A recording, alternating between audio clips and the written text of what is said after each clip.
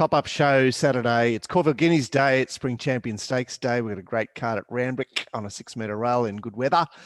And the wind won't be a factor today. G'day, Gord. G'day, Glenn. G'day, Mark Lambourne. G'day, Gordo. Cracking card, not many scratchings, perfect day. What a day.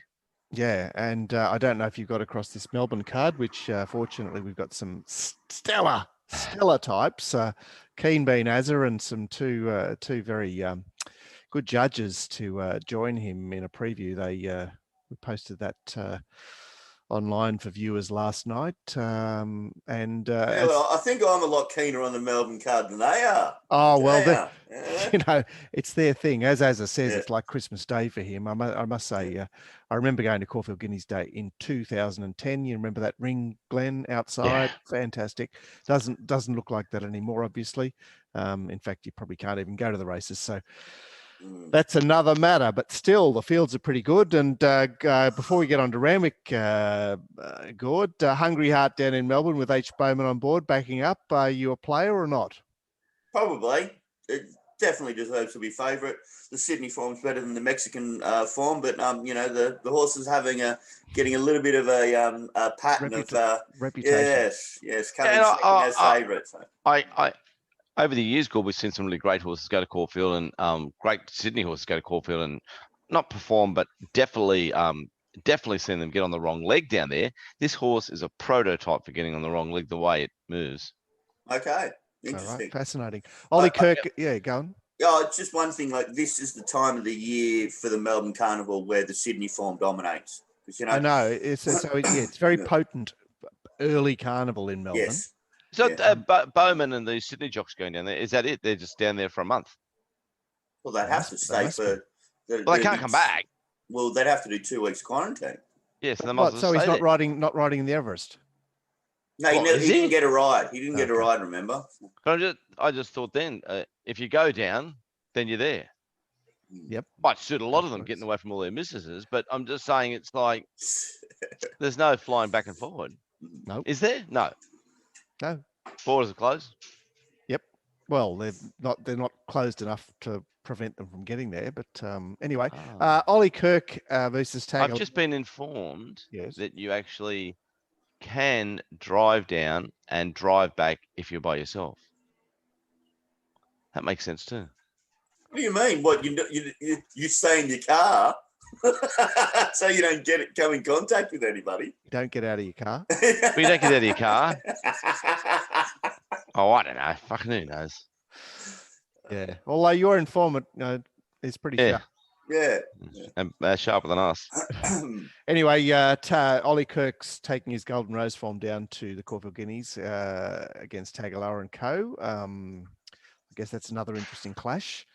And I believe, Gord, that you have a bit of a fancy for Dirty Work in the 1100, which is it's an Everest lead up. That trekking came out of that race last year. Well, didn't you hear that the Waller slot, which is the last one left, they're thinking of 3 horses. One is Dirty Work, and the other 2 are Wild Ruler and Doubtland in the 3-year-old running today in Sydney. So right. So when Sangria owned Dirty Work at Hawkesbury, we were thinking, oh well, like who knows how this could play out. 12 months later, Dirty Work in an Everest. Yeah, well, I tell you, it's 2 runs back. This preparation have been cracking jobs, and this is a rather weak race in Caulfield. But it couldn't be an Everest type, could it? No, it's got none in the Everest. Yeah, but would you take one of the 3-year-olds if you had a chance? I would. Well, let's see what they do today. Yeah. Right. Anyway, interesting. The Everest is bloody interesting. So much this won't ever work. I got no idea. Well, isn't it good that you're wrong? It is good that I was wrong. And that's the best thing about this game is you can be wrong and still love it. Yeah. And sometimes being the wrong, Mr. Lamplin, like you and me, we're very naughty. I read that document last night. It was quite amusing. It's a classic. Yeah, it's amazing, isn't it? All right, so let's come on. Let's race. Yeah, we want to go with Footy. Bad luck, Gordo. Hey, the Raiders. Oh, you're gonna give me a Viking clap, you bastard. Oh, they do run good though. They get some lucky decisions.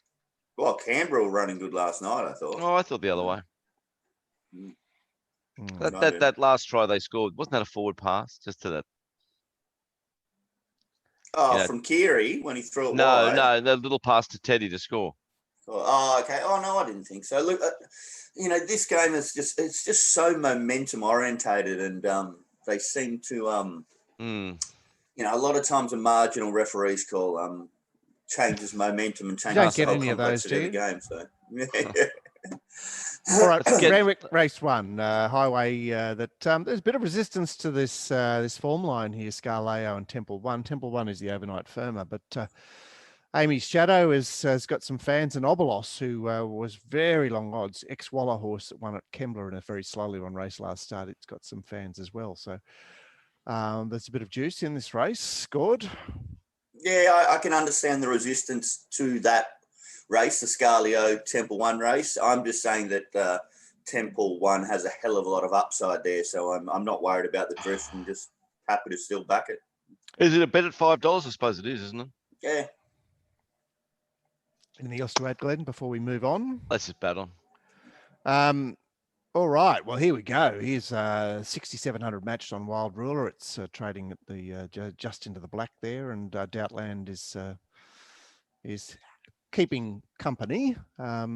This promises to be an interesting betting clash. Wild Ruler appearing to hold aces in terms of race shape, but I suppose he still has to answer the question of, is he a proper horse?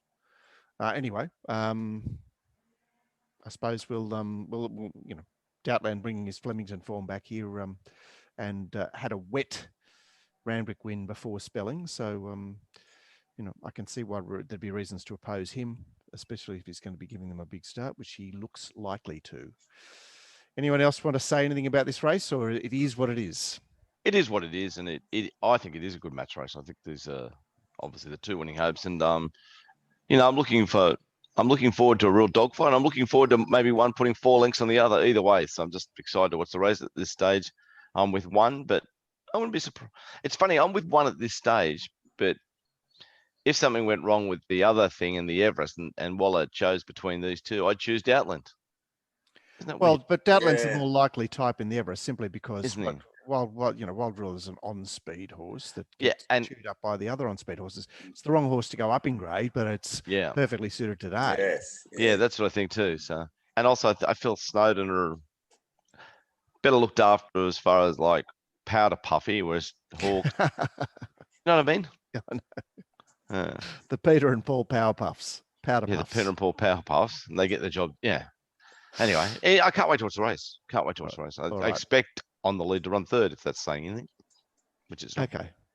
Yeah, that'd be a great no-tab dividend bet. No, just for trifectas. I'm just joking, mate. Something to say. Okay, Cryderis is trading around the 6-4 mark, 8,600 there match. Good. Before you came along on the Punters show, there was a similar race like this, blah, blah, blah. And I said, I thought A had to beat C, and C was definitely C, and D and E were no good. And I sent the numbers out. 127 betting. I'm betting up on the trifecta Blanc. It's a moral. And they went 127. It paid like $3.40, and I was the greatest genius to. They just couldn't believe anyone could send out a 5-2 moral is a good tip. Yeah, well, it wasn't really, but the fact they just send out a trifecta. You probably ruined your value as well. You would have got $5. It was fucking terrifying, but it was just it was a funny response. I got these emails out. I can't believe that bloke said the trifecta's a moral. Okay, so Cryderis is focal point for the day, and I guess we'll be keen to see if how pace dominated maybe the track could be, because whilst they've irrigated it plenty, the rainfall in September and October has rendered this track very dry and very fast. Bound to Win, good amount of interest there. I suppose Batika's the other horse in the market. Did you read Mark Cruikshank's tweet on Bound to Win? No. Gee, it was interesting. He was completely right, completely confused. Why was this horse not made to barrier trial? Well, we did refer to the fact that only one of those 3 horses were made to barrier trial, and if you have a look at the start, it appears that it wasn't entirely Bound to Win's fault that it didn't jump, or there were other circumstances in play, I think, was what the stewards were trying to say. That's making excuses for the stewards, of course, which I'm not want to do. Okay, no, well, I don't want you to make stewards. I just want the stewards to be consistent. And okay, if that's the reason why, that's the reason. There were three. Okay, there were three horses that didn't come out of the gate. Yeah, I remember. The Steve Halloran, ex-John Thompson horse, Grand Piano, Bound to Win, and Valentino Rossa, and they all jumped differently. So they weren't bog standard, refused to come out of the gate sort of thing. So I presume that was why, but that's just speculation. All right, Gord, this looks like a good price for a horse that they were keen to take sort of shorter price earlier in the week. Yeah, well, I'm not surprised about a little bit of resistance, but I'd expect that to firm up coming closer to race time. All right, so you're basically saying, get it, if you see 250 on the fair, you grab it. Yeah. All right. Race 4 is the 2,000 metre race where Quintessa has been the overnight mover here. I guess she posies up.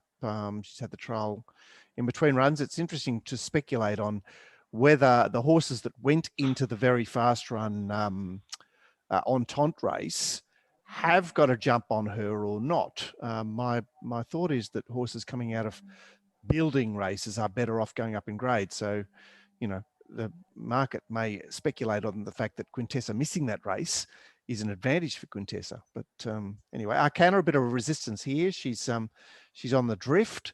And the other horse of interest, of course, is She's Ideal, which... And a bit of resistance there this morning. It was $7 this morning, She's Ideal, for a bit of money. Okay. I thought $7 was fair odds, didn't you, Gordon? Bloody oath. Did you take it? You took it? No. Yeah, but look, certainly a good betting heat. And we've lost Zacata with the Monster Weight. Race 5, another of the features, the Stan Fox and Prime Star Well in Commission. Still scratching my head over that one, but as you said last night, Glenn, different form. Oh, good to them. Yeah, so Peltz is going to be a key favourite here. There'll be people sort of lining up to take it on, I imagine. Gerald Ryan sort of not really doing anything other than coming back from one, The more I think about this race, guys, it's a moral. Yeah. All right. So you did tip this last night. That's number 5. You're talking about Jet Propulsion. Just the style of animal it was from the parade and the race shape here. Guaranteed lead, no dangers. Straight to the front, game over. Yeah, Gord, you were reluctant about this race last night. Any clarity? Morrissey. Well, I mean, I'll wait and see track pattern. Okay. Here we go. The Silver Eagle. So Alligator Blood, 14,000 matched, sort of 5 to 4-ish at this stage. Plenty of resistance and plenty of support there, isn't there? Yeah. Look, are we surprised that it's such a small field? Is there any? Is the Golden Eagle, which I guess is 4 weeks away from this race, isn't it? Maybe it's the timing to do with this race, but anyway. You know what I reckon? That 14,000 with Alligator Blood is, Mark, is that it's what can we say? It's amateurs backing it and pros laying it. I think that's where that 14,000 comes from. All right, yeah. Well, you had a bit to say on the previous show, which those of you who aren't silver or gold members wouldn't have heard. And I'd encourage you to become a member just to get access to our thinking through the week and assessments from me and, of course, Mounting Yard Mail. And best of all, if this horse at the end of the day, Alligator Blood, just come out and win by 4 lengths and just be back, shouldn't this be the Waller pickup? Yes. But 1,200 meters. Well, I mean, this is 1,300. I don't have a problem. I'd prefer it than one of the other 3 I mentioned. Yeah, this horse wasn't even mentioned. That was all. The thing is, I think that's unlikely to happen. Yeah, but see, the thing is that with Alligator Blood, you develop this reputation as a good horse, and then of course, you look back and start pulling it apart, and things have gone wrong, and you're saying, where's Super Theft? Where's Dalasan? Where are these horses that he looked good against? Then he 11. Catalyst. Where is I think 11-11's in Hong Kong. And Superstorm is running around at Caulfield today. Of course, Alligator Blood came up against him. Was it in the Australian Guineas? So I suppose he's a bit of a line. But yeah, form is a movable feast. Interesting to see if Dawn Passage can overcome his scratchy trials. And I've made the case for Sabina. Gord has made the case for something else. All will be revealed later, won't it? Yeah. The Spring Looking Champion race. Stakes. Big money for Cherry Tortoni, which Gord was Surprising, unhappy about the Holyfield line there, but it just comes out of a 1,600-metre lead up that was building. Love Tap, everyone's with you, Glenn. They're just giving that lead up absolutely zero. It's nearly $5 for a horse that ran around $1.70 in the official lead up. Montefilia, there's rock solid there, 5,700 match there, 5-2, and it's Kiss Your Ass the rest. It's the market said I'm against Love Tap at that price, and therefore Montefilia. Well, the Wayland Bay's number one. Therefore, Montefilia looks hard to beat. I think that's a fair narrative to take into the race. Yeah. Okay. But by the way, I'm going to back Montefilia. That's going to be my best result. But I'm going to be watching that price of Love Tap because if it overblows. Yeah, it's promising to be excessive. Yes, the horse has issues because of how light the lead up was, but yes, as you say, Gord, you've got to watch for an overcorrect there. All right, that's Love Tap versus Montefilia, which is obviously skewed in Montefilia's favour. The second last positive piece, quite solid. A bit of money for Graceful Glamour this morning, which is the Nash Man on song. And yeah, it's a classically wide open race there. 1,600 for mares. Game on. Great race. It does look a great race. Yeah, although you've made a good case for a horse here, Gordon. If that comes off, that's fantastic. But it is one of those sort of races where, it's good to see all these horses, get into their stride and work towards, let's say this is their goal or whatever. But there's some maidens around the place that you can sort of get more excited about because you think, well, as far as betting is concerned, it's one of those weird ones, isn't it, where you wouldn't be surprised to see 10 of the horses win. I'm only backing one of them. I'm sticking solid with it, but yeah. Yeah. All right. We'll wait on the parade as well from you, Glenn. And finally, I've got to say, the only horse I'll be surprised to win the race is maybe Missy Bear. Like every other horse has got a little something. Even Yamazaki at 40 has got a chance. It's got a chance, I know. Yeah, well, it's running the Shannon Stakes, which is a proper Epsom lead up, and so I couldn't get rid of it. And they're up to another tough finish, guys. Well, I must say that Mr. Mosaic is looking. I mean, it's funny enough, my map and the Rating to Win map don't have this Mr. Mosaic clearing Kookaburra easily, which intuitively doesn't make any sense at all. Mr. Mosaic, just with the scratching of Iconic Star, surely, Gord, this has really helped his chances, and yet the market doesn't seem to be reflecting that yet.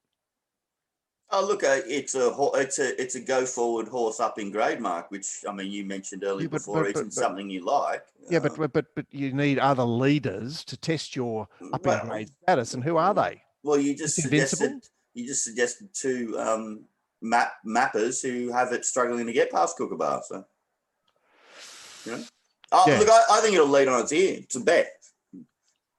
Yeah. All right. It is a race, where we've got some back markers in form, some resumers that, obviously Superior is a key resumer, but not helped by the scratching there, Glenn, of Iconic Star. Yeah, I agree with that. Yep.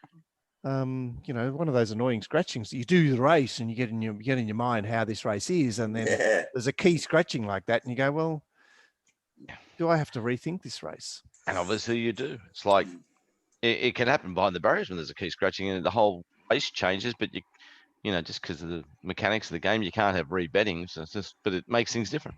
Yeah, it does. There's lots of things different about this game. It's ever changing, and there's lots to look at all the time. So, we're in the coal face, sorry, not coal front, of what is a game that's so much fun to play. I'd encourage anybody, and I say this every week, and I realise it's a bit of a reiteration, but those of you that aren't members would be really strongly advised to at least try us, because this chat room has become a force. What is it? Certainly a force to be reckoned with. You'll never back as many winners if you're an amateur or even semi-professional as if you get involved. Seriously, we've got solid information all over Australia and Hong Kong, Japan now as well. Got some Swedish trot stuff getting in there these days. Way. Yes, yeah, I swear to God. And everybody in there is so generous with their information because generous. But they realise the amount of great information they get off other people in there, and it's up to you guys for bloody. It's a fucking orgy. Well, it is an orgy. For either $29 a week for the absolute A grade stuff, or $9 a week for the silver stuff, you get shitloads of good info. Most importantly, 2 weeks for free. That's what's important. 2 weeks. 2 weeks for free. And and stand by Goldies. We've got Brisbane Mounting Yard Mail coming to you. Oh, there we go. More. And probably Gold Coast as well. And a bit of Perth. There's more and there's more and there's more. So Goldies, that'll be coming to you via the app for 5 minutes before every Brisbane race. Let's never forget Warren from Warren that one day. That was what was it? 5 from 5? Was it 5 something from 5? like that? Yeah, something crazy. The worst thing about that is that he feels compelled to retire with the Yes, he went too well. Yeah. Yeah. All right. Okay. So we hope to see you as part of our team soon. We love it, and our members love it as well. So get on board, and we'll see you shortly. See you guys. Bye.